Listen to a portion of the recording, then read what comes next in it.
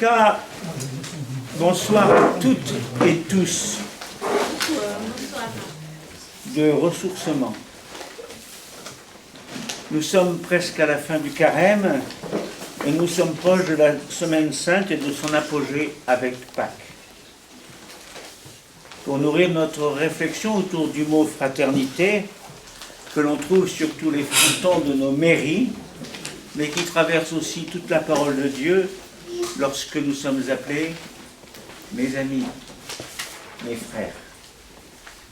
Gilles, bienvenue à toi, est prêtre de notre diocèse. Son ordination en 1983 fut la première de ma vie à laquelle j'ai assisté. Vous m'avez jamais dit ça? Mais parce que je m'en suis rendu compte. Voilà. Depuis qu'il en a reçu la mission, il est devenu un passionné de Madeleine Delbrel, figure ivrienne de notre diocèse.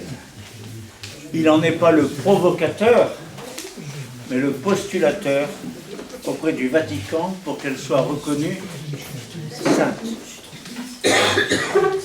Avec confiance, les oreilles du cœur ouvertes, laissons-nous aider à accueillir et redécouvrir la fécondité de ce mot, fraternité.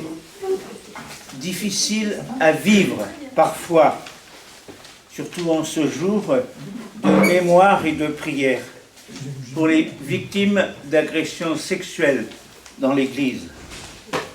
Rappelons-nous aussi que la fraternité peut être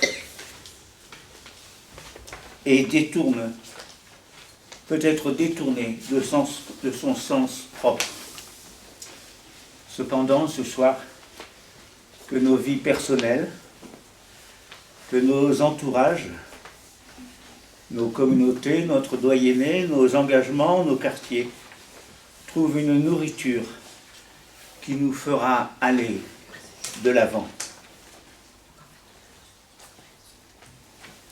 Préparons-nous pour commencer à prier avec ce que Myriam nous a préparé. Seigneur Dieu, toi qui nous envoies au monde comme témoin de ton amour, fais-nous une église fraternelle en mission, attentive aux cris des pauvres, proche de ceux qui souffrent et engagée pour la dignité de chaque personne. Donne-nous ton esprit pour annoncer l'évangile par nos actes, bâtir la paix là où règnent les conflits, et chercher la justice là où l'injustice opprime. Apprends-nous à marcher ensemble, à discerner par le dialogue, à agir avec courage et espérance, au service du bien commun. Que notre fraternité vécue devienne signe de réconciliation, lumière pour les peuples et force de transformation pour le monde. Par Jésus-Christ, Prince de la paix et serviteur de la justice. Amen. Gilles, la parole est à toi. Je suis très, très heureux de vous retrouver. Je connais un certain nombre d'entre vous. Et puis je découvre d'autres visages, bien sûr. Mais mon histoire avec Champigny est un peu même ancienne. Quand j'étais séminariste, j'étais sur Sainte-Anne-de-Polangis, Sainte-Marie-du-Plan et Saint-Joseph du Tremblay qui formaient un groupement à l'époque. Je vous parle d'il y a plus de 40 ans. Ça me rajeunit. Et puis j'ai eu un temps, mon pied-à-terre était à Saint-Saturnin, du temps où j'étais directeur au séminaire. Voilà, je formais des futurs prêtres. Je venais un peu ici, pas beaucoup déjà. Et puis maintenant, j'ai aussi un pied-à-terre, mais à la maison Sainte-Bernadette, voilà, qui est sur le terrain de la paroisse Sainte-Bernadette. Ce qui est bien pratique pour moi, parce que mon autre temps se trouve près de Troyes, en Champagne. Je suis engagé dans l'aide aux prêtres. Je vais expliquer cela à l'un d'entre vous, à Bernard, tout de suite. c'est une aide très précieuse parce que pour diverses raisons, on peut tomber dans des graves difficultés de divers ordres. Et les prêtres qui sont là, d'ailleurs, ne savent pas ce qui affecte les autres, hein, mais on est ensemble. Voilà. Oui, donc je vous disais que j'ai la moitié de mon temps, 15 jours par mois, complet, dans cette maison où nous sommes 8, dont 6 traversent ou ont traversé de graves difficultés, de divers ordres ou désordres. Voilà. Hein. Ça me marque beaucoup, évidemment, parce que est-ce qu'il faut qu'on soit simplement tous des prêtres qui vont bien? C'est pas sûr, et il se peut qu'il y ait aussi, pour certains, de grosses difficultés. Et puis, effectivement, comme Marc vous a annoncé, je suis toujours engagé pour la béatification de Madeleine Delbrel. Oui, mais c'est au point que je n'ai même pas pensé à vous amener des images pour sa béatification. Vous voyez, j'étais centré sur la fraternité ce soir. Voilà, donc diverses choses. Et puis, en fait, je suis plus engagé maintenant sur le diocèse que sur Champigny, puisque je suis délégué diocésain au diaconat. Voilà. Du coup, ça m'amène à aller, demain je serai à l'évêché. Demain soir, je serai là où sont formés les futurs diacres, parce qu'il y a un certain nombre de candidats diacres actuellement, etc. Bon, voilà, c'est tout pour raconter ma vie. Et puis, j'ai un très grand souvenir aussi des derniers mois de ma mère, qui, après le décès de papa, aimait bien venir à la messe. J'allais la chercher à Saint-Maur, pas loin d'ici, et elle venait à la messe de 10h à Saint-Saturnin. Toujours à 10h la messe de Saint-Saturnin, c'est ça. Voilà. Donc c'est des souvenirs personnels qui nous relient. Bon, c'est peut-être anecdotique, mais il me semble que c'est un peu plus, puisque c'est le thème de notre soirée, la fraternité, ce qui fait que nous sommes vraiment frères et sœurs. Alors je vais commencer par prendre simplement l'évangile du jour, et puis on ira voir un peu la lettre de notre évêque, justement sa lettre pastorale, et puis après on ira chez Madeleine Delbrel, voilà, il y a un peu des choses à vous raconter que vous ne savez peut-être pas à son sujet, et puis particulièrement pour les temps de partage par petits groupes, il y a un texte que vous avez là sur votre chaise, que je vous introduirai bien sûr.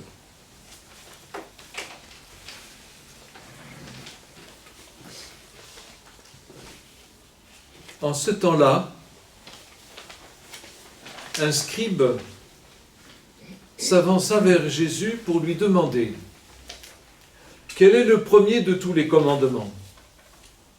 Jésus lui fit cette réponse « Voici le premier. Écoute, Israël, le Seigneur notre Dieu est l'unique Seigneur. Tu aimeras le Seigneur ton Dieu de tout ton cœur, de toute ton âme, de tout ton esprit et de toute ta force. Et voici le second. Tu aimeras ton prochain comme toi-même. Il n'y a pas de commandement plus grand que cela. Le scribe reprit. Fort bien, maître, tu as dit vrai. Dieu est l'unique et il n'y en a pas d'autre que lui.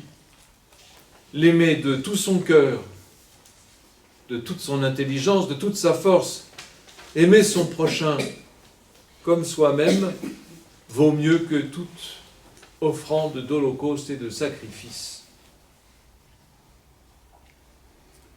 Jésus, voyant qu'il avait fait une remarque judicieuse, lui dit « Tu n'es pas loin du royaume de Dieu. »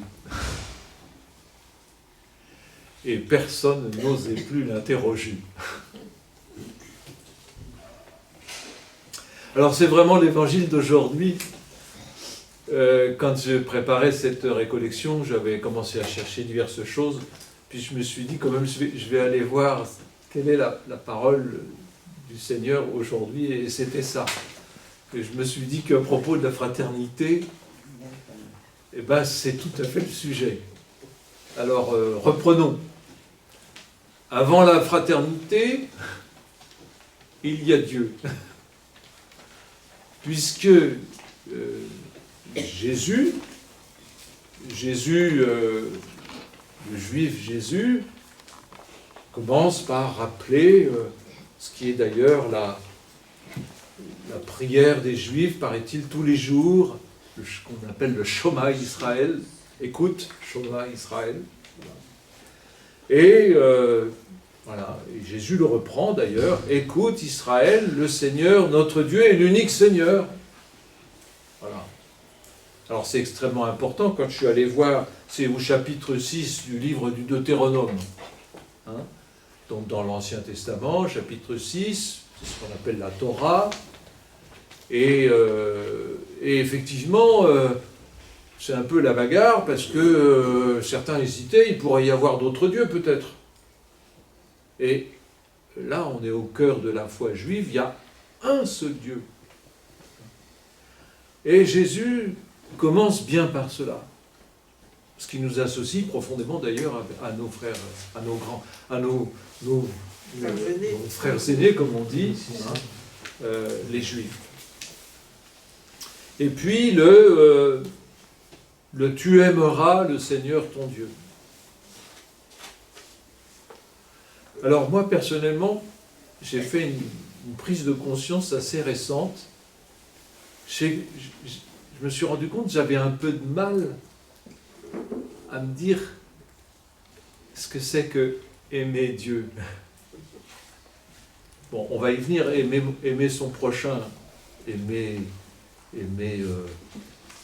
Marc Mango, aimer Bruno Cadar, Odile de Rolle, voilà, vous aimez, voilà, ça je peux mais aimer Dieu, parce que moi dans ma petite tête, Dieu c'est, je cherche, j'essaie de savoir, quand j'étais jeune c'est, bon, est-ce qu'on peut croire en Dieu? À un moment donné je me suis rendu compte que je tenais à Dieu, je tenais à lui, bon, ok, mais l'aimer. Et c'est ça qu'il nous demande en premier. Puis c'est pas simplement Jésus, ça date de Moïse. Tu aimeras Dieu. Et au fond, je reste quand même avec, est-ce que vraiment je l'aime? Aimer Dieu. Parce que c'est un peu énigmatique quand même, Dieu. J'ai beau croire en Dieu, Dieu c'est Dieu, quoi.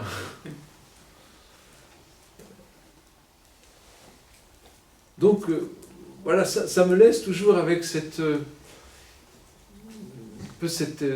ça m'étonne, quoi.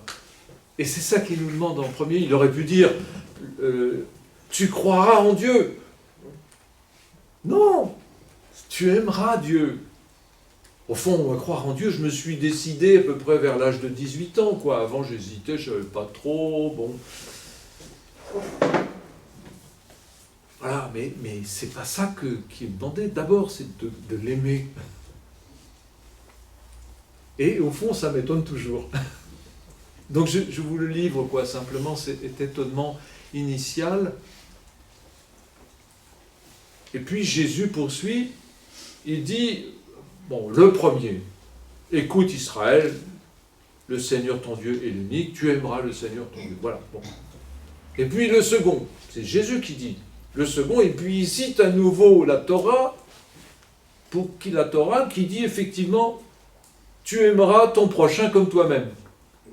Eh bien, il faut que je tourne les pages. Voilà, là je suis au chapitre 6 du Deutéronome. Alors attendez, j'ai mis un marque-page, je vais le retrouver. Voilà, c'est là, au chapitre 19 oui, c'est ça, au chapitre 19 du livre du Lévitique. Vous savez, dans la Torah, il y a 5 livres. Hein, ça commence par la Genèse, ensuite il y a l'Exode, puis Lévitique, les Nombres et le Deutéronome. Ça fait 5, comme les doigts de la main. Voilà. Et là, c'est le troisième, celui du milieu. Et alors, il y a plein de petits commandements, parce que s'il y a le grand commandement d'aimer Dieu, il y en a plein d'autres petits. je ne sais plus combien, 500, 560, 576, je ne me rappelle plus exactement. Tu sais plus ça, toi, Marc? Tu ne te rappelles plus bien? J'ai un confrère qui ce matin nous a écrit, il a dit qu'il y en avait 600. Ah bon, peut-être, bon, voilà. Bon, enfin. Et là, effectivement, au chapitre 19, verset 18, alors tu trouves d'abord, tu ne te vengeras pas et tu ne garderas pas rancune envers les enfants de ton peuple. Tu aimeras ton prochain comme toi-même. Je suis le Seigneur. Et puis ça continue.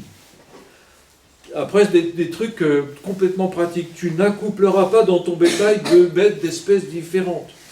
Tu ne sèmeras pas dans ton champ deux espèces différentes de graines. C'est juste après, c'est le verset 20. Vous voyez? Donc, on a un petit verset comme ça qui a l'air un peu perdu. Et Jésus va le chercher, il dit, attendez, ça c'est très important. Le grand commandement, tu aimeras Dieu, on est tous d'accord, hein, c'est le Shema Israël que disent les Juifs tous les jours. Et puis il y en a un autre c'est lui, Jésus, qui va le chercher, et qui dit, il n'y a pas de commandement plus grand que ceux-là. C'est les deux grands. Alors il en met quand même un en premier, puis il dit, l'autre c'est le second. Mais c'est d'égale force, quoi. Vous voyez? Et ça forme un ensemble. Alors je crois que pour nous introduire sur la réflexion sur la fraternité, parce que moi je vous dis encore une fois, aimer mon prochain c'est concret. Mon prochain c'est il y a eu un sketch tout à l'heure au fond de l'impasse Pierre Loti, je voyais un jeune Africain, un beau et grand gars, qui marchait à toute allure, et puis il se retourne d'un seul coup en rigolant, « Ah, mais j'avais pas vu que c'était une impasse !» Il repart dans l'autre sens, il savait pas que la Pierre Loti était bouchée enfin, c'était drôle comme tout. Alors j'ai ri avec lui, puis c'est tout. C'est peut-être suffisant, c'est concret, quoi. Du coup c'est un frère, voilà, c'est concret. Hein hier j'ai eu plus de mal parce que je passais à côté d'une femme qui était dans une détresse épouvantable. Je lui ai seulement souri, je ne me voyais pas m'arrêter, quoi. Mais visiblement, j'étais près de la médaille miraculeuse à Paris. C'était pas hier, c'était mardi. Mercredi. Bon, enfin bref, peu importe. Vous voyez?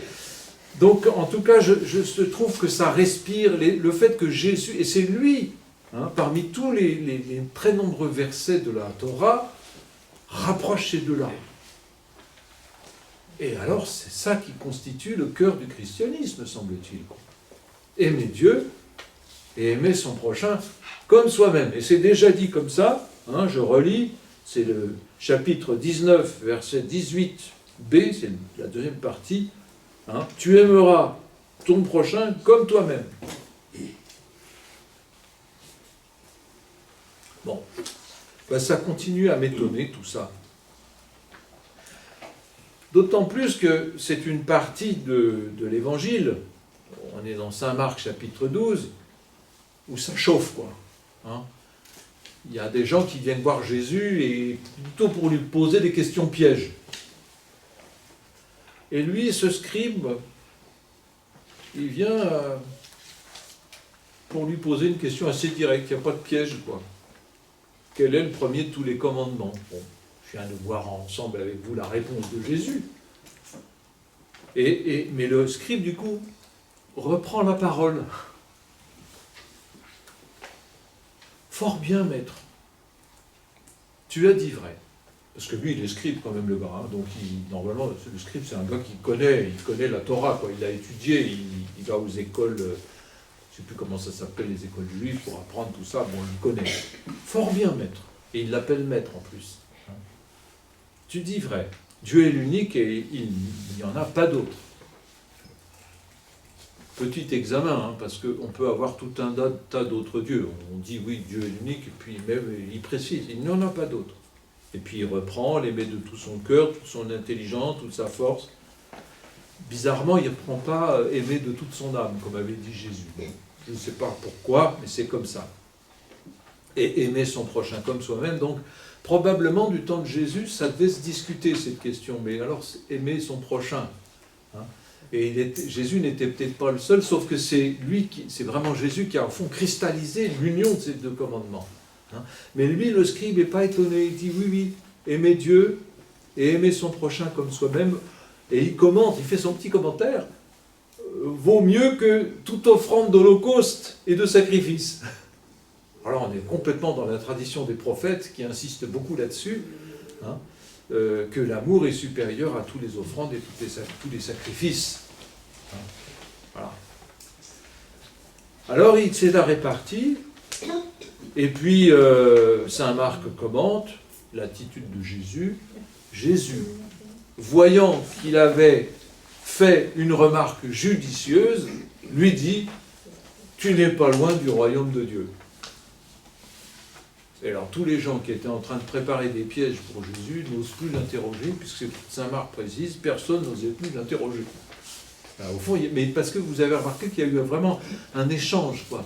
La question du scribe, la réponse de Jésus, la réflexion du scribe et la conclusion qu'apporte Jésus, quoi. Donc on sent que ça a eu un effet important, quoi, dans l'assistance ce jour-là. Hein. Dans un contexte de plus en plus polémique, chapitre 12 de saint Marc, on approche du temps de la Passion. Hein. Ce n'est pas un hasard si on le lit le 3e vendredi de Carême. C'est qu'on est quelque chose, ça va se durcir. Alors, tout de même, nouvel étonnement. Jésus dit, tu n'es pas loin du royaume de Dieu. Mais alors, moi j'ai une question. Ça serait une première question de notre récollection là. D'ailleurs, vous l'avez sur votre feuille là, la question. Pour être dans le royaume des cieux, que faut-il? Oui, je vous l'ai mis dans votre feuille. Pour être dans le royaume des cieux, que faut-il? Alors moi je vais un peu répondre, donc c'est un peu une fausse question. Celle-là je vais répondre. Les autres questions qui sont, je ne répondrai pas, ça sera vous. Mais là, ceci dit, vous pourrez répondre à votre manière. Hein. Alors moi j'ai lu un livre assez savant qui commente ces pages d'évangile, et qui dit, qu'est-ce qu'il faut pour être dans le royaume des cieux? Faut pratiquer. Il faut pratiquer l'amour de Dieu et l'amour du prochain. Il ne faut pas seulement le déclarer. Et ça me paraît effectivement assez juste. Hein. Il ne suffit pas simplement de faire une belle déclaration, qui est au fond un acte de foi. J'aime Dieu, j'aime mon prochain, comme moi-même. Bon. Il faut qu'il y ait une mise en pratique. Ok. Mais moi j'ai envie aussi d'ajouter quelque chose, surtout qu'on est au 3e vendredi carême, on est à peu près à la moitié. J'ai reçu un certain nombre de gens dans la journée parce que je profite bien de la maison Sainte-Bernadette, ça permet de recevoir du monde qui vient pour discuter un peu discrètement et je passe pas mal de temps à ça. Et il y en a quelqu'un qui me disait ce que j'avais décidé le mercredi des cendres, j'en ai déjà largué la moitié. Il avait un peu de mal à tenir ses engagements de carême, il était un peu déçu. Alors je lui ai pas dit que moi aussi j'avais un peu de mal. Enfin si, je l'ai laissé entendre quand même. Mais donc, voilà, de fait, c'est pas rien la mise en pratique, vous voyez. Hein, et à la mi-carême, on peut se rendre compte que les résolutions de carême qu'on a prises, c'est pas si simple à tenir pendant 40 jours. Hein, surtout si on est un peu addict à telle ou telle chose. Hein, ça peut arriver on n'est pas forcément, comment dirais-je, complètement addictif, mais on peut être un peu addict. Hein, et puis des choses qu'on voudrait changer, qu'on n'arrive pas si facilement à changer. Bon. Alors ok, il y a bien le passage de la mise en pratique, mais il me semble que ce n'est pas tout. Pourquoi Jésus dit « Tu n'es pas loin du royaume de Dieu » ? Parce qu'on ne sera vraiment dans le royaume de Dieu que par sa mort et sa résurrection. Vraiment, ce qui nous met, c'est quand nous sommes pleinement associés à sa mort et sa résurrection. Vous me direz que par notre baptême, nous le sommes. Hein ? Nous sommes plongés par notre baptême dans la mort et la résurrection de Jésus. Donc c'est déjà commencé. Mais ce chemin qui dure toute la vie, où nous puissions être associés, incorporés, voilà, je cherchais le mot, incorporés dans sa vie, dans le corps du Christ, incorporés. Le corps du Christ que je reçois à la communion, mais dans lequel je suis incorporé par mon baptême. Hein? Et pourquoi je communie? Parce que c'est pas fini, il y a le chemin, il faut qu'il y ait quelque chose pour la route. Alors, oui, se laisser incorporer dans la mort et la résurrection de Jésus-Christ. Que cet événement-là nous devienne intime. Au fond, on le rejoue tous les carèmes, tous les ans, quoi. Ça y est, il est mort et ressuscité. Bon, ben, ça y est, c'est réglé. On pourrait dire, maintenant, ça y est, on va faire tous des efforts. Et puis, non, non. Chaque année, on a un temps pour reprendre, vous voyez, se remettre. On est incorporé dans la vie du Christ. Mais nous restons pécheurs. On reste, voilà, avec nos problèmes, avec nos lourdeurs, mais aussi avec nos désirs, avec notre espérance.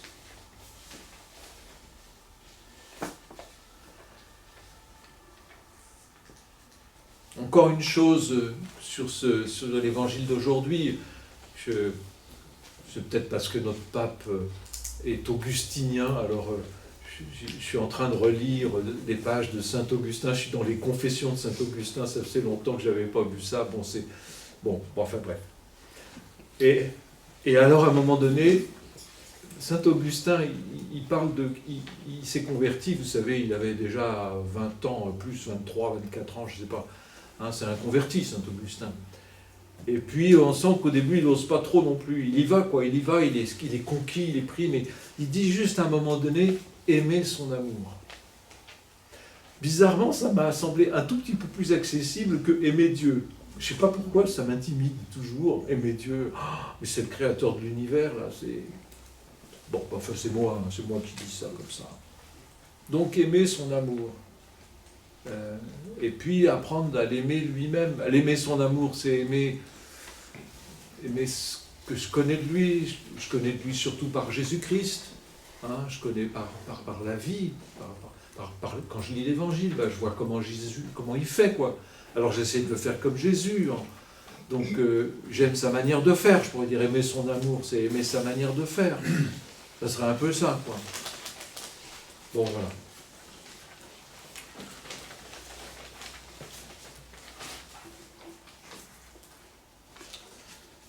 Deuxième partie de mon exposé. La lettre pastorale de notre évêque.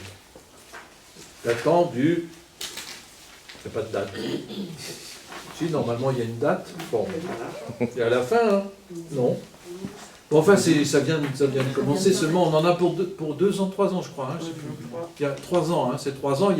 Alors, il y a une ouverture, et puis, il y a le annoncer, oser et marcher. Hein, les 3, voilà.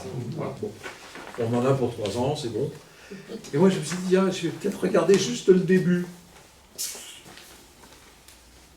Chers frères et sœurs, nous y voilà. Il commence comme ça. Alors on pourrait me dire, c'est le langage convenu, c'est normal, c'est comme ça qu'on dit à la messe, chers frères, chères sœurs, frères et sœurs, dans la charité du Christ, donnez-vous la paix. Il le dit. Et puis, juste, pour l'instant, je commence. Hein. Il y en a pour 3 ans, donc je ne vais pas tout faire d'un coup. Et puis, il paraît qu'on va se regrouper pour faire des groupes, tout ça, etc. Bon. Moi, j'ai juste lu la première page, et puis j'ai vu qu'il reparlait de l'année de l'espérance, le jubilé. Et il y a une phrase qui m'a marqué, elle est presque au début. Je vous la lis là, hein, simplement. Dieu a ravivé en bien des cœurs l'espérance, qui ne déçoit pas. Il fait un peu le bilan de Jubiléo, de toute l'année, tout ce qu'il a vu, de tout ce dont il a été témoin.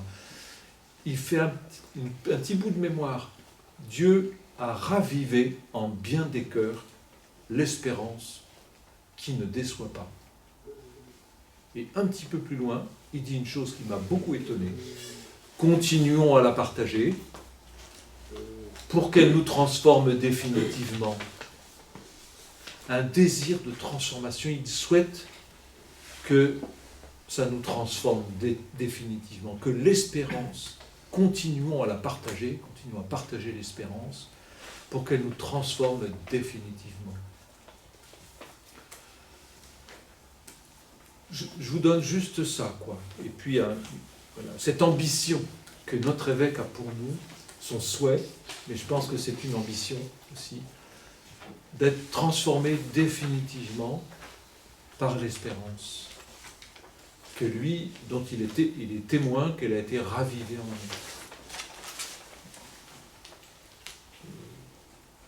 Je vois bien aussi que on est content, hein, les mercredis décembre. Alors ça fait 2 fois que je suis à Sainte-Bernadette, il se trouve que quand même, là, toute la semaine sainte, sauf à la messe chrismale, je serai en diocèse, mais sinon je serai au petit Béthanie là-bas, et toute la semaine sainte, on sera en tout petit comité, et Pâques aussi, et tout, etc.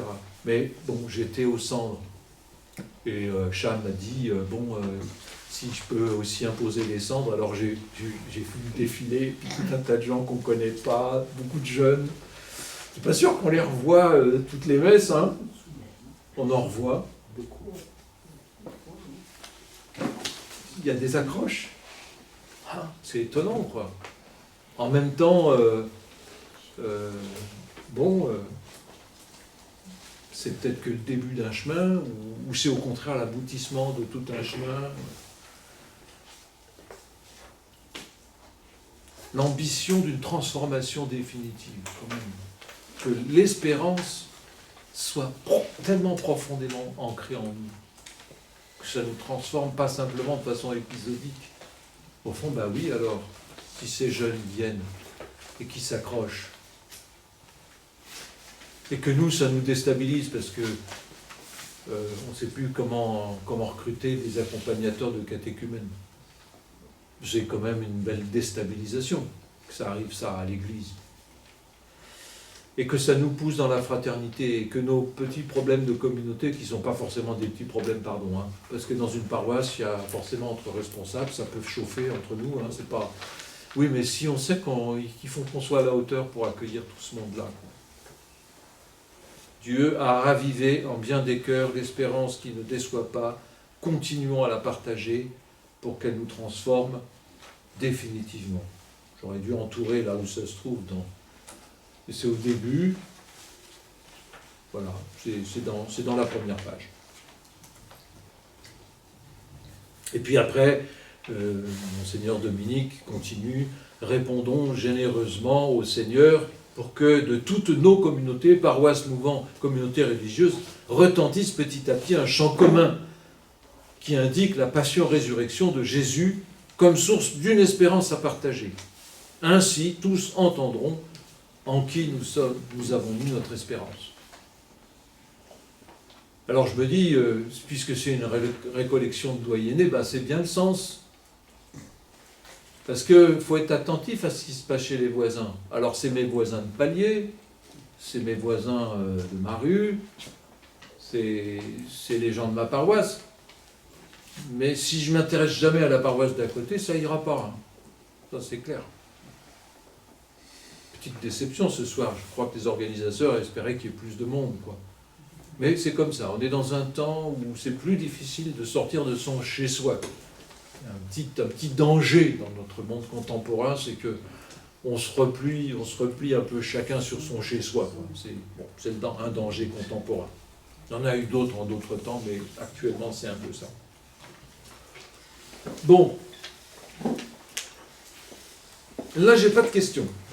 C'est juste pour me brancher avec vous, pour nous brancher sur cette perspective pour les 3 années à venir que Monseigneur Dominique nous donne, ayant longuement enquêté et fait des va-et-vient pour sa lettre, si j'ai bien compris.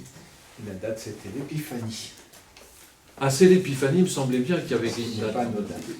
C'est pas anodin, hein, c'est l'Épiphanie. Donc c'est vraiment la venue de Jésus, c'est les rois mages, donc voilà, le monde entier. Alors, 3e partie. Elle sera un peu plus longue peut-être. Je sais pas, ça fait combien de temps que je parle. Faut pas non plus que je vous tienne trop longtemps. Madeleine Delbrel. Alors, tout d'abord, Madeleine Delbrel à Champigny-sur-Marne. Oui, elle est venue à Champigny-sur-Marne. Et pas qu'une fois. Puis après, une petite litanie du Sacré-Cœur rédigée par Madeleine Delbrel. ça vous l'avez sur votre feuille. Et après les préfaces, vers lesquelles je vous enverrai pour les petits temps de 6-6, ça, comme on dit. Alors tout d'abord, Madeleine Delbrel à Champigny. Figurez-vous que elles sont d'abord connues pour habiter Ivry. Madeleine est arrivée à Ivry le 15 octobre 1933, en jour de la fête de Sainte-Thérèse d'Avila. Elles étaient trois. Et puis, ça a un peu augmenté. Elles n'ont jamais été très nombreuses, n'ont jamais dépassé la quinzaine. Mais en 1938, elles sont 8. Facile à se rappeler, hein. 1933, elles sont 3. 1938, elles sont 8. Bon, voilà. C'est pour moi, pour me rappeler, parce que je ne regarde pas mes notes. Et là, du coup, elles se sont dit, on va faire un deuxième groupe. On ne va pas rester les 8 au même endroit. Bah, où est-ce qu'elles sont allées? À Champigny. À Champigny, paroisse Saint-Saturnin. Ça ne dit pas ça, hein? Et comment s'appelait le curé à l'époque? L'abbé Émile Regnault. Et puisque je suis l'éditeur de la correspondance de Madeleine Delbrel, je peux vous annoncer que, par exemple, il y a là une lettre de Madeleine Delbrel à l'abbé Émile Regnault, datée du 20 avril 1939. Parce que, alors, j'ai connu, et malheureusement j'ai loupé le témoignage d'une vieille dame d'ici qui avait bien connu Christine de Bois-Marmin. Christine de Bois-Marmin, biographe de Madeleine, équipière de Madeleine depuis 1936, et qui est venue assez rapidement, donc en 1938. Il y avait aussi Hélène Manuel, et puis Louise Bruno. Voilà, elles étaient trois. Hélène Manuel étant assistante sociale, et Louise Bruno aussi. Et pour, au fond, une implantation locale, donc quelque chose qui était encore un peu, qui se cherchait. Et monsieur le curé de la paroisse a considéré qu'au fond, elle venait comme auxiliaire paroissiale. À l'époque, c'est pas choquant, parce que c'était aussi leur idée, on va aider les prêtres. Hein, c'était leur première idée. Quand elles arrivent à Ivry, c'est pour aider les prêtres. Mais en 1938-1939, elles avaient fait un peu de chemin déjà, et en particulier, c'est dès 1935 qu'elles sont sorties de la petite maison paroissiale où elles étaient au début pour habiter en ville, en accord avec le curé. C'est même le curé qui a loué la maison. Pour être en ville, oui, on est. Alors elles ont commencé à penser que nous sommes paroissiennes, mais nous ne sommes pas paroissiales. C'est-à-dire, elles ne sont pas pour animer simplement les œuvres paroissiales. Mais pour elles, la paroisse est devenue d'abord le lieu de l'assemblée chrétienne. Donc de la messe du dimanche, mais de la vie sacramentelle plus largement. Et c'est une expression qu'elle va employer, et c'est seulement à ce moment-là qu'elle discerne au fond leur vocation laïque dans le monde. C'est un moment très important. Ça se résume, nous sommes paroissiennes, mais pas paroissiales. Elles ne sont pas limitées aux œuvres paroissiales. Ce qui est la vie laïque. D'ailleurs, regardez bien. Est-ce que vous passez tout votre temps à la paroisse? L'essentiel de votre temps, c'est là où vous habitez. Hein? Alors on peut passer plus de temps, on peut avoir une mission qui fasse que pendant 2 ans, 3 ans, 5 ans, on ait plus de temps à la paroisse. Hein, où on est plus ou moins, voilà, on a telle ou telle aptitude, ou si on est grand chef de chœur de la chorale, eh bien on va passer forcément, on va faire des répétitions, ou si on est responsable de la catéchèse, on va forcément passer plus de temps à la paroisse. Mais pas forcément tout son temps. Hein. Et donc il y a cette ouverture, au fond, cette réflexion qu'apportait Madeleine sur le fait que on a aussi beaucoup de fraternité avec nos voisins, avec nos collègues de travail, si on est en activité professionnelle, et puis toute notre vie familiale. Vous voyez? Et monsieur le curé n'a pas compris. Mais parce qu'il y a eu une circonstance très difficile. Je ne veux pas lui trouver des excuses, mais la circonstance, la lettre est du 20 avril 1939. Et en fait, déjà, la guerre approche. La guerre va arriver en septembre 1939, quand les Allemands vont envahir la Pologne. Je fais un tout petit peu d'histoire, on avait un traité d'alliance, les Anglais, les Français et les Polonais, et si l'un était attaqué, les autres venaient à son secours. C'est ce qu'on a fait, sauf que, bon, il y a eu ce qu'on a appelé la drôle de guerre, c'est-à-dire qu'on était en guerre à partir de septembre 1939, et c'est les Allemands qui nous ont attaqués en mai 1940. Donc il y a eu toute une année où la préfecture de Paris, puisqu'on était à ce moment-là le département de la Seine, avait recruté toutes les assistantes sociales, toutes les travailleuses sociales étaient réquisitionnées par la préfecture. C'est logique. Et elles ont eu le choix entre deux choses, soit la Croix-Rouge, soit la défense passive.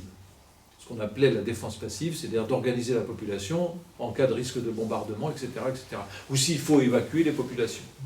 Voilà. Donc, Madeleine Delbrel a dû expliquer à l'abbé Émile Regnault que il y en avait 2 sur 3 qui étaient réquisitionnés. Et pour le curé, ça ne passait pas. Il n'a pas compris ce qui se passait, d'autant plus que Madeleine, au fond, ça a été le moment où elles ont compris que leur vocation n'était pas au service simplement des œuvres paroissiales. Voilà. Et que comme laïque dans le monde, et c'est à ce moment-là que le basculement s'est fait. Voilà, alors je vous raconte ça parce que, en fait, il s'est vécu ici un épisode assez important et que je suis un petit peu penaud d'ailleurs parce que je sais qu'il y a eu des gens qui encore se rappelaient de Christine de Bois-Marmin. On m'avait dit que, et puis moi je suis un peu le petit gars qui est arrivé bien après, les gens étaient trop âgés. J'aurais su le nom, ou je retrouverai le nom, sûrement plusieurs d'entre vous qui sont du quartier ici pourraient dire « Ah bah oui, j'ai bien connu cette personne ». Voilà. Bon, donc ça c'est l'épisode local. Je ne sais pas s'il y en a qui connaissent plus que ça Madeleine Delbrel. Vous savez que sa cause en béatification a été introduite par Monseigneur François Fretzelière en 1990, et que l'héroïcité des vertus de Madeleine a été reconnue en 2018. Il s'est passé 28 ans de ce qu'on appelle le procès au sujet des vertus évangéliques de Madeleine, et que ça a été reconnu le pape François, exactement le 20... c'est 26 janvier 2018. Alors, on va la retrouver parce que voilà, il y a une petite prière très brève, extrêmement brève, que j'aime beaucoup, que je vous donne, et puis après on prendra un texte, parce que pour vous rappeler brièvement, elle était elle-même assistante sociale, mais elle était d'abord poète, si je puis dire. Enfin, si je prends dans l'ordre chronologique, elle avait même eu un prix littéraire. Elle s'est convertie à l'âge de 19 ans en 1924. Elle a eu son prix littéraire en 1926 pour un recueil de poèmes. Voilà, elle était poète. Madeleine Delbrel, poète, assistante sociale, et mystique. C'est-à-dire que son union à Dieu continue, est tellement forte qu'elle continue à rayonner, à nous inspirer, à faire du bien autour d'elle. Et c'est pour ça que je suggère une de ces... C'est pas une prière, là, c'est une méditation qui a une petite pointe d'humour d'ailleurs, mais on comprendra tout à l'heure. Alors, je vous dis simplement, avant, ça me semble important pour la fraternité, sa litanie au Sacré-Cœur. Cœur sans oubli, donnez-moi votre mémoire, vous l'avez sur votre feuille. Cœur de Jésus, ne me laissez pas oublier ceux dont vous vous souvenez. Il me semble que pour la fraternité, la mémoire est importante. Et parfois on se rappelle si peu. Parfois on ne se rappelle que d'un visage, d'une situation, d'un geste. À d'autres moments on se rappelle d'un nom. Et à quel moment faisons-nous particulièrement mémoire ? À quel moment ? Oui, à un moment de la mort, oui, ça c'est sûr, il y a toute une mémoire ravivée, mais aussi dans quel moment? À la messe. Oui, après la consécration et avant la doxologie, hein, on fait mémoire des vivants et des morts. Et il me semble que c'est une dimension très très importante, parce que moi je me sens personnellement constamment débordé, dépassé par les événements. Je n'arrive pas à me rappeler suffisamment des prénoms, je me rappelle un peu des visages, je me rappelle des situations, et puis on oublie. Et puis parfois c'est commode d'oublier, ou on aimerait mieux oublier. Il y a des moments où on a trop de peine, trop de chagrin, on aimerait mieux oublier. Et Madeleine s'adresse au cœur de Jésus de cette façon-là, en lui disant « Cœur sans oubli, donnez-moi votre mémoire ». C'était le temps où vous voyez Dieu. Donc c'est le Sacré-Cœur, elle parle à Dieu de cette façon-là. « Cœur sans oubli, donnez-moi votre mémoire ». J'ai besoin que le Seigneur ravive ma mémoire. C'est une façon concrète pour moi de ce premier commandement, aimer Dieu. Aussi, ravive ma mémoire, Seigneur. Et puis, cœur de Jésus, c'est le Sacré-Cœur, c'est le cœur de Jésus. Ne me laissez pas oublier ceux dont vous vous souvenez. Parce que lui, il a de la mémoire plus que moi. Et au fond, j'ai tellement besoin de me replonger dans cette vitalité-là. Voyez ? Alors ça m'a amené une question qui est peut-être extrêmement personnelle, mais peut-être vous verrez tout à l'heure dans le partage, le 6-6, n'est-ce pas ? À quel moment fais-je mémoire des personnes ? Je ne sais pas comment c'est pour vous, mais il y a des moments, ça me traverse d'un seul coup. J'ai un souvenir qui me reprend. Parfois, il avait disparu j'y pensais plus depuis je ne sais pas combien de temps, puis ça me reprend, quoi. C'est curieux, la mémoire. C'est une drôle de chose.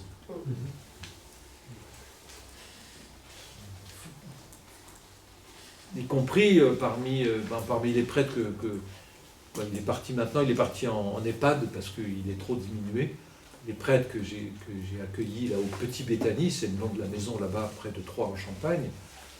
Il y en avait un qui, en fait, il y a eu un diagnostic de démence sénile pour quelqu'un de relativement jeune, vous voyez. Et au début, on était déroutés parce que il faisait mémoire de certaines choses. Bon, après, il avait visiblement oublié des choses qu'il aurait fallu qu'il se rappelle. C'était ça le plus grave de son problème. Mais ça m'a beaucoup frappé, quoi. J'ai vécu pendant 1 an avec ce prêtre qui perdait peu à peu la mémoire. Mais c'est pas simplement une question d'Alzheimer ou de démence sénile ou de... moi aussi, j'ai 71 ans, je ne me rappelle plus des choses comme je me rappelais quand j'étais jeune. Faut vraiment que je fasse attention pour mes lunettes, parce que sinon, si je ne les mets pas à des endroits bien où je les vois, je ne vais plus me rappeler. Ouais, bon, vous avez ça à partir d'un certain âge. Donc, je me suis dit, ça, pour la fraternité, ça me semble important. Y compris pour nos petits oublis, parfois, qui sont pas gentils. On aimerait bien perdre la mémoire de certaines choses. On sent que le Seigneur va nous y remettre. Il faut peut-être lui demander. Voilà. Bon. Et puis voilà, je vous introduis maintenant, ça fait un moment que je vous parle, je vous introduis une méditation de Madeleine. Il y en a, c'est dans Humour dans l'amour. Alors si vous avez envie de lire plus Madeleine Delbrel, vous achetez ce livre qui s'appelle Humour dans l'amour. Il y a des prières et des méditations, et il y a beaucoup d'amour, mais il y a aussi de l'humour. Parce que parfois, vaut mieux avoir un peu d'humour quand même. Les situations sont parfois tellement difficiles. Et alors, un prêtre qu'elle connaissait bien, c'était même un évêque déjà, c'était même Monseigneur Veuillot lui-même, lui demande si elle ne pourrait pas recevoir une religieuse. Alors j'ai le nom de cette religieuse qui s'appelait Mère Marie-Yvonne. J'ai toujours pas trouvé de quelle congrégation elle était, parce que c'est vrai que ça soit un peu discret. Parce que cette sœur, en fait, le prêtre s'est rendu compte qu'il ne pouvait plus l'accompagner. Bon, les prêtres qui sont là vont savoir qu'à certains moments, on n'est pas bien situé pour accompagner une personne. Vaut mieux que ça soit quelqu'un d'autre. Hein.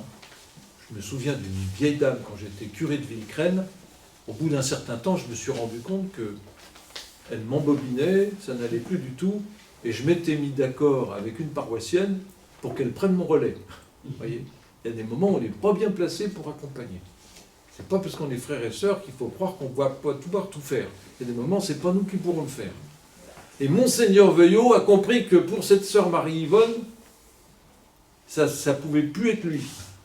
Il a demandé à Madeleine de prendre le relais. Je simplifie. Hein, c'était bien de sa part quand même.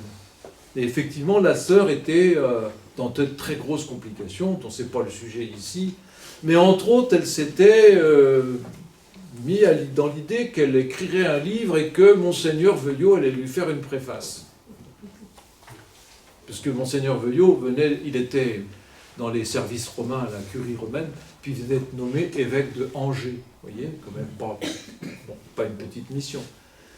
Et il a dit, non, je ne peux pas vous faire une préface. Voilà, après, je ne connais pas le détail de cette affaire, mais enfin... Et la sœur était furieuse, et c'est comme ça que Madeleine l'a un peu accompagnée. Et pour la consoler, elle lui a rédigé ses préfaces.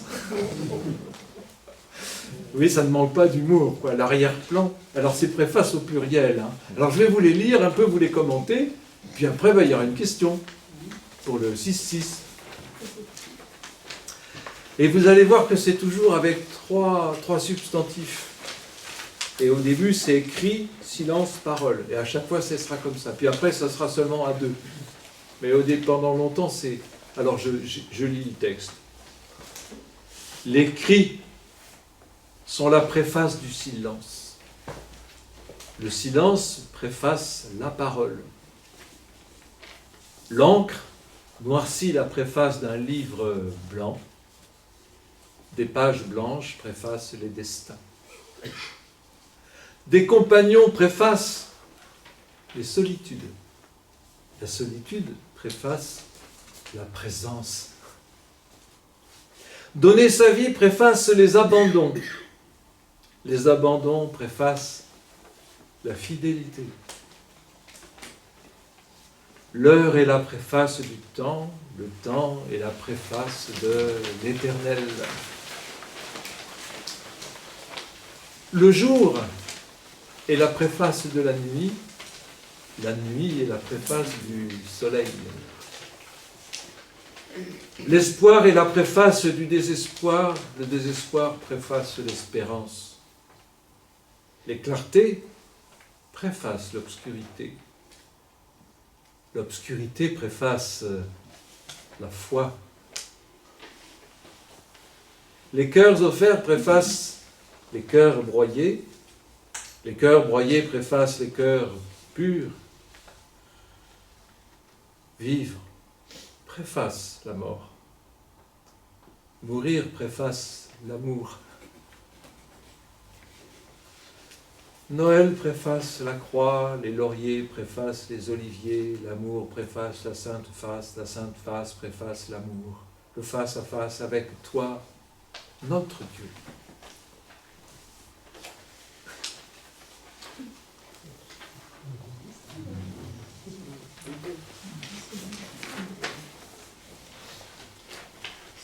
Alors vous voyez, au début c'est ternaire, cri, silence, parole. Alors, peut-être je médite lentement pour que vous puissiez déjà commencer à vous en imprégner. C'est un peu personnel là. Cri, silence, préface. Cri, silence, parole. Alors après, c'est direct pour Mère Marie-Yvonne. L'encre noircie préface, l'encre, noircit la préface d'un livre blanc. Bon, elle voulait une préface de son livre, là, c'est un livre blanc. Qu'est-ce qu'il y a dedans? Des pages blanches. Au fond, cette sœur voulait écrire quelque chose, puis elle n'y arrivait peut-être pas trop, enfin, on ne sait pas. Il y a peut-être quelque chose d'un peu allusif là, peu importe, mais en tout cas, une page blanche, vous voyez ce que c'est, hein? Prenez une feuille, puis vous êtes là avec votre stylo. C'est une page blanche. Ça peut être éprouvant, hein? On doit mettre quelque chose par écrit. J'ai une feuille blanche, j'ai un stylo, puis ça ne sort pas. Je repars, je reviens, puis d'un seul coup, ça y est, je mets 3 phrases. Bon. Mais elle va plus loin. Hein. Les pages blanches préfacent les destins.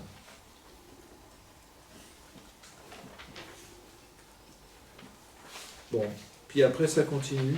Compagnon, solitude, présence. Donner sa vie. Ah oui, mais parfois, ça passe par des abandons. Qui? Quels abandons? C'est moi qui ai été abandonné? Ou c'est moi qui ai abandonné? Qui a été abandonné dans l'Évangile? Mon Dieu, pourquoi m'as-tu abandonné? Les abandons préfacent la fidélité. Qui est fidèle?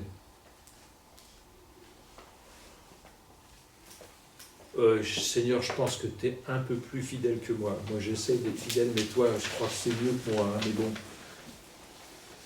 Non, mais c'est une grande question, la fidélité. Et puis, cette trilogie, à nouveau, l'heure, le temps, l'éternel. Madeleine insiste beaucoup, hein. La vocation fondamentale de l'homme, c'est l'éternité. Hein, notre vocation, nous avons une vocation à l'éternité. Puis elle continue, jour, nuit, soleil. Elle introduit à ce moment-là cette autre dimension. Là, c'est pas beau aujourd'hui, mais quand il y a soleil, c'est différent. Mais après la nuit, qu'est-ce qu'il y a le jour? Là, elle dit le soleil, autre chose. Espoir, désespoir, espérance. Ça, alors voyez, c'est personnel aussi, hein. Mais je pense qu'on est là pour partager, pour avoir des paroles. Il y a des choses qu'on ne partage pas, il ne faut pas trop, mais il y en a bien, il y en a, c'est bien. C'est ça qui fait aussi l'Église. C'est qu'on est frères et sœurs et en confiance pour se parler, pour dire des choses qui comptent. Alors je ne veux pas tout dire, mais je peux dire des choses qui comptent. Hein? Espoir, désespoir. J'ai reçu il n'y a pas longtemps un homme qui a, je ne vais pas dire son âge, qui a déjà un homme, c'est plus un gamin, c'est plus un jeune adulte, c'est voilà.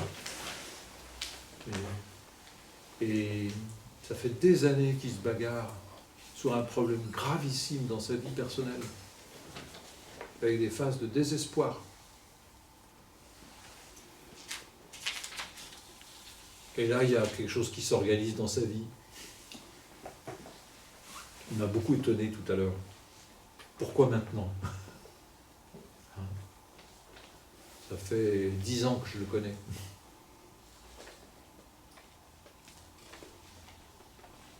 Je suis même pas sûr qu'il se soit rendu compte qu'il avait franchi une étape décisive là. Et je crois qu'il l'a franchi. Bon, mais c'est de l'espérance, ça ne veut pas dire que tous ces problèmes sont réglés. Hein. Et puis il faut être discret, il faut avoir du tact quand on connaît quelqu'un qui souffre. Puis c'est pas facile parce que des fois les gens qui souffrent, ils sont méchants. Pas sûr qu'ils soient gentils quand ils souffrent.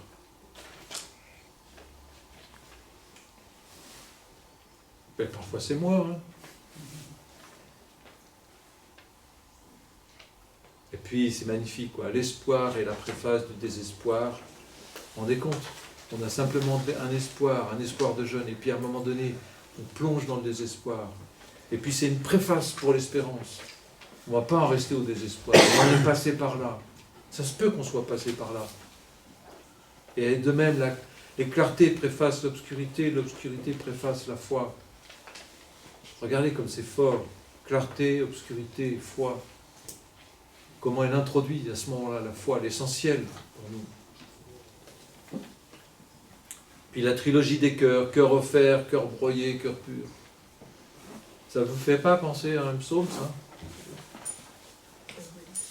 Hein? Le cœur broyé. L'esprit humilié. C'est le psaume 50. Non. T'en sais rien. Bon, alors quoi? Bon. Et puis, elle va plus loin, vivre préface la mort. Et là, c'est pas un substantif, c'est vivre préface la mort, mourir préface la mort. Elle décale sa logique. Hein. Et puis, elle part, Noël préface la croix, les lauriers préfacent les oliviers. Je sais pas pourquoi il y a des lauriers là. C'est Jésus qui entre à Jérusalem avec Peut-être. les rameaux. Ça peut.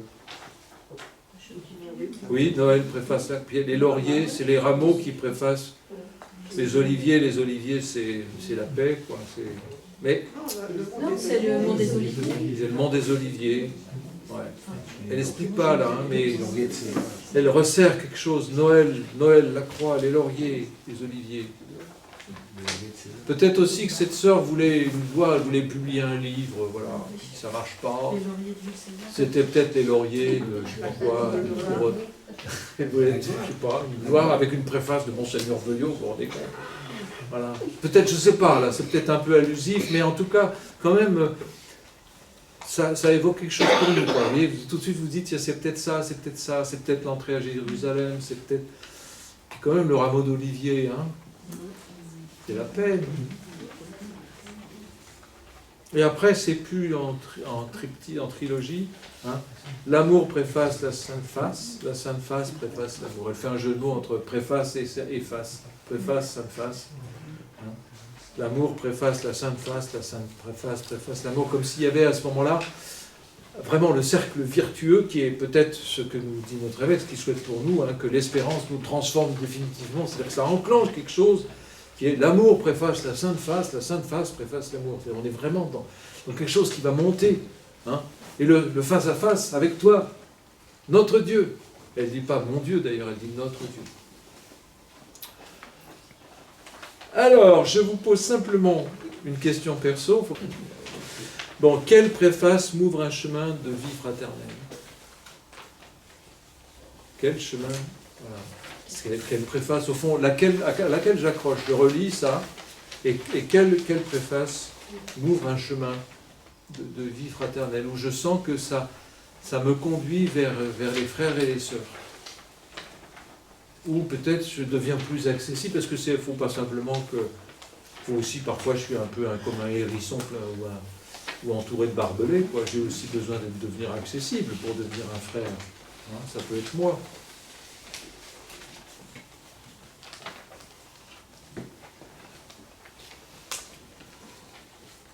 Petit moment de silence, et puis après on fait le groupe, le temps de relire. Pour un chemin de vie fraternelle, on va dire très exactement,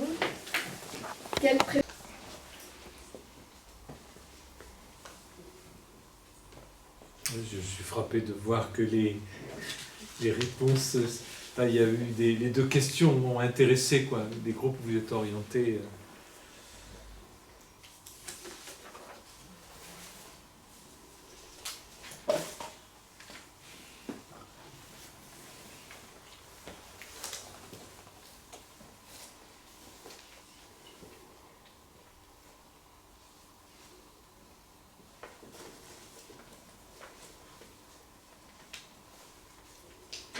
Je vois que ça passe beaucoup par la prière. Il y a une attitude qui s'acquiert dans la prière. Il m'a semblé que c'était assez important, là. Parce que la fraternité, c'est toujours des choses concrètes tout le temps, mais il me semble que c'est sous-tendu par une attitude qui vient de la prière.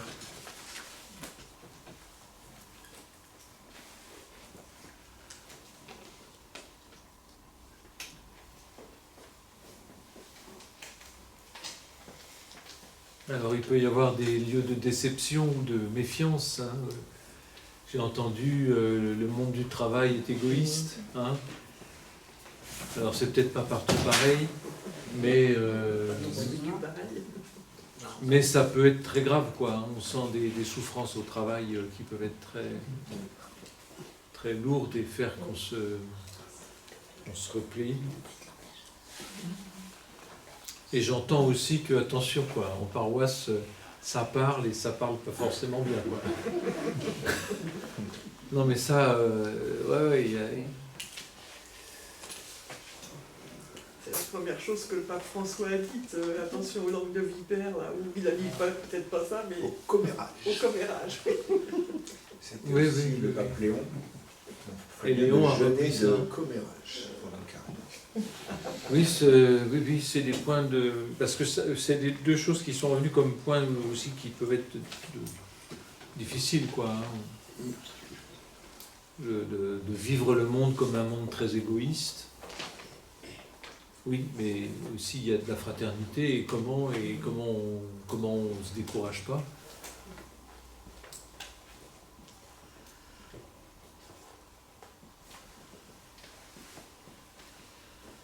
Puis il y a la dimension aussi, que j'ai remarqué dans ce qu'on a partagé, c'est que c'est pas donné, c'est un combat. Aussi bien pour la première question, il y a des trucs qu'on invente pour faire mémoire, tout comme dans les préfaces, il y a des combats, faut comme tu le disais à la fin, être attentif à la manière dont on se parle ou dont on ne se parle pas, la manière dont on se regarde ou qu'on ne se regarde pas. Enfin, c'est toujours un combat, cette fidélité et cette fraternité.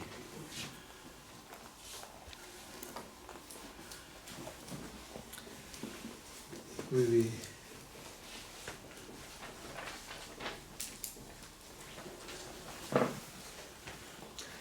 Oui, le fait, ça, quand je prends le RER au Bouleraut, j'ai l'impression de ne voir jamais personne que je connais.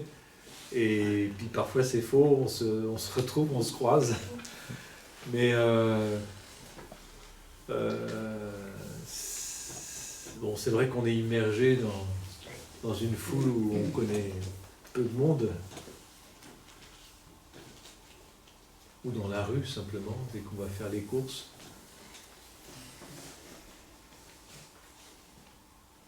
Je compare aussi parce que le village où je suis, dans la maison où il y a l'aide aux prêtres, il y a 500 habitants.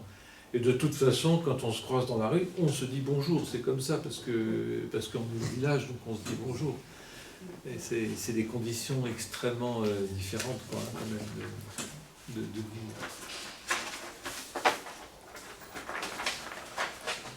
Bon, je trouve que la question de la mémoire est importante. Hein. Bon, il m'a semblé qu'il fallait que je vous le donne, quoi, pour qu'on ait cette sensibilité, cette façon de faire attention, de savoir qu'aussi, lui, Dieu, a plus de mémoire que nous aussi. Hein. Je crois qu'il n'oublie rien. Il n'oublie rien. Personne n'est oublié, même...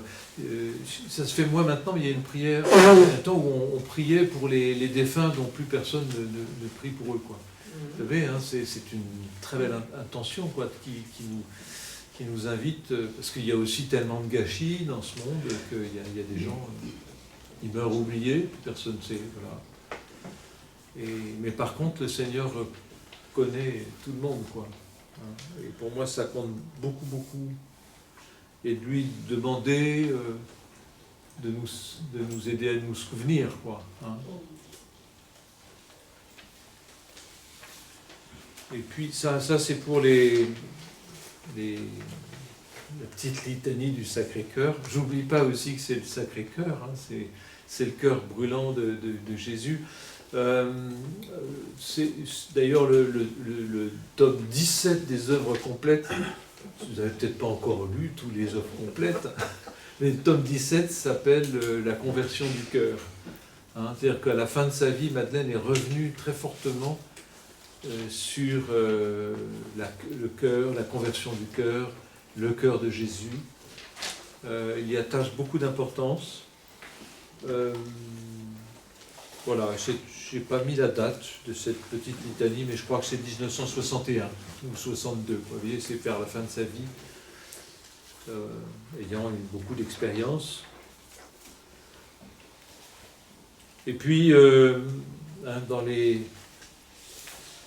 préfaces, je redis ce que j'avais dit tout à l'heure, le mouvement ternaire, visiblement ça vous a parlé. Vous avez recité plusieurs fois, en particulier l'espoir et la préface du désespoir. Et le désespoir et la préface de l'espérance. Ou les cœurs offerts, cœurs broyés, cœurs purs. Voilà. Et je n'oublie pas que Madeleine nous dirige à un moment donné vers le face-à-face. Bon, c'est peut-être l'expression d'espérance aussi. On sait qu'on va vers lui. Un jour, nous vivrons le face-à-face avec le Seigneur.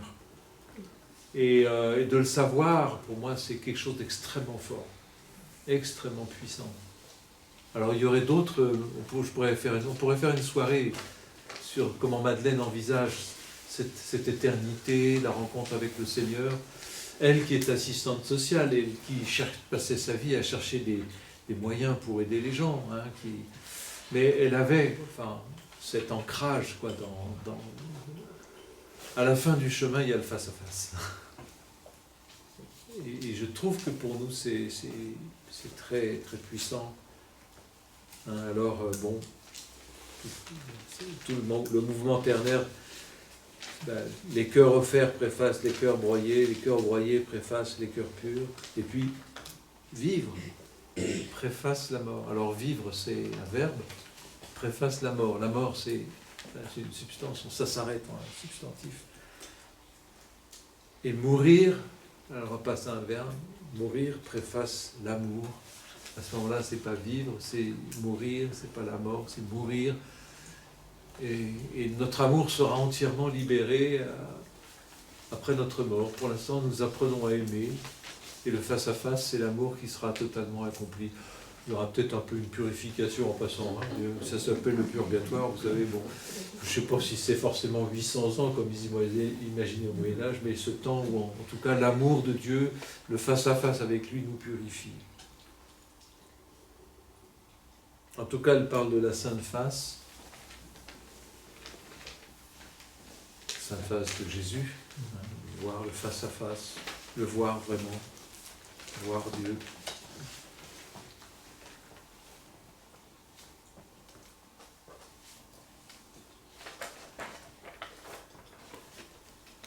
Et puis, puisque c'était une soirée de récollection, de partage interparoissial, du doyenné, elle termine par notre Dieu. Parce que je vous ai poussé à aller chercher des exemples personnels, des situations qui ne sont pas forcément d'ailleurs des choses qu'on peut éprouver mais qu'on ne va pas partager, mais on sait qu'elles sont là. On ne va pas les papoter justement, on ne va pas faire des papotages ou des commérages, mais c'est là, c'est important. Et c'est notre Dieu. Voilà, donc il y a quelque chose qui... Cette fraternité nous ouvre à, comme nous le disons, je ne sais pas si c'est prévu de le redire tout à l'heure, de dire c'est pas simplement mon Père, c'est notre Père. Il s'appelle. C'est Charmel qui va nous inviter à prier. Je pense que c'est... Voilà. Sauf s'il y a peut-être tel ou tel éclairage ou réaction que vous voulez...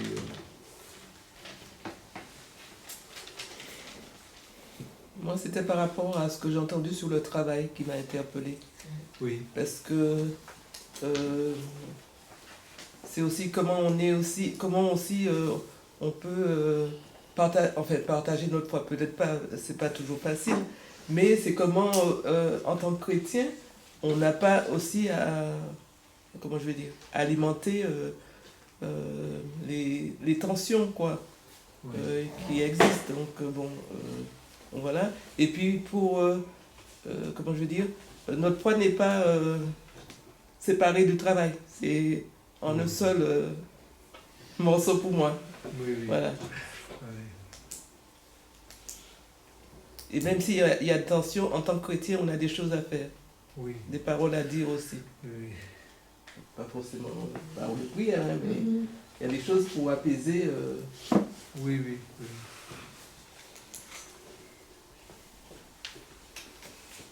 Oui, moi, je pense que le fait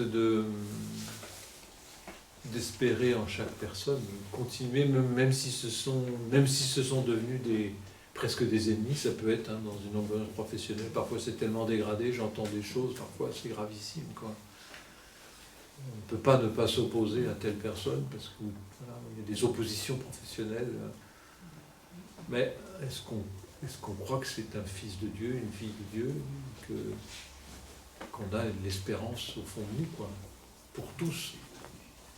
Et en plus, notre diocèse a créé une pastorale justement du travail Oui. pour y réfléchir.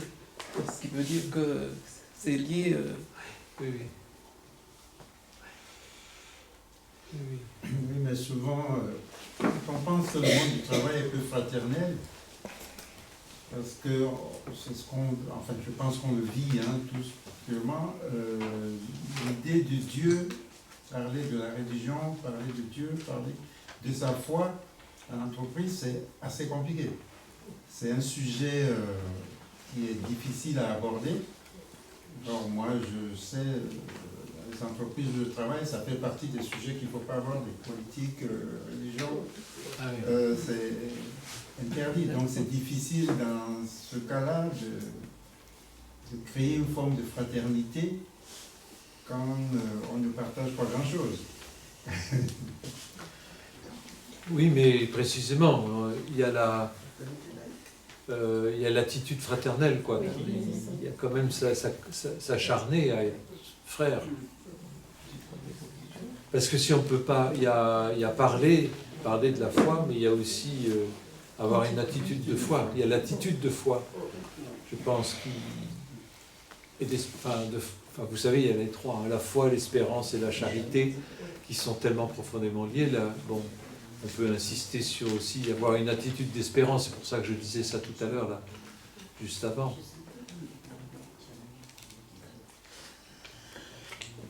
Il y a un moment donné où Madeleine écrit à une amie marseillaise qui était dans une situation très dégradée et elle lui dit ça justement, bon, c'est très dégradé, mais si en plus on pense qu'il n'y a pas d'issue, alors on ferme tout, quoi. Ça m'a beaucoup impressionné, c'est peut-être pour que je la retrouve, mais même si à vue humaine il n'y a pas d'issue, la foi consiste à ce mouvement plus fort encore de se dire le Seigneur sait et il prend soin de ses enfants. Même si à vue humaine, on ne voit pas d'issue. Hein.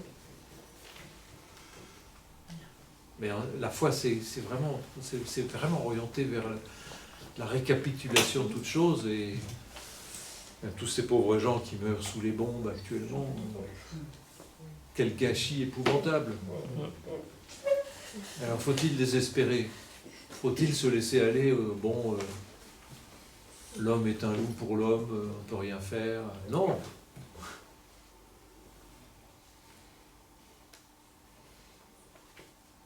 C'est ça que je dirais, hein. C'était par rapport à l'exemple que vous dites, hein, d'une ambiance professionnelle. Il ne faut surtout pas parler de la foi, il ne faut surtout pas parler de politique, parce que c'est, je ne sais pas quoi, on va s'entretuer peut-être. Oui, sauf que j'entends dire que tel chrétien qui me dit « Tiens, Père Gilles, l'autre jour, je parlais avec des collègues, et un tel collègue qui m'a pris à côté, mais dis donc, toi, t'es chrétien ?» Il avait repéré à l'attitude de cet homme qu'il y avait quelque chose, quoi.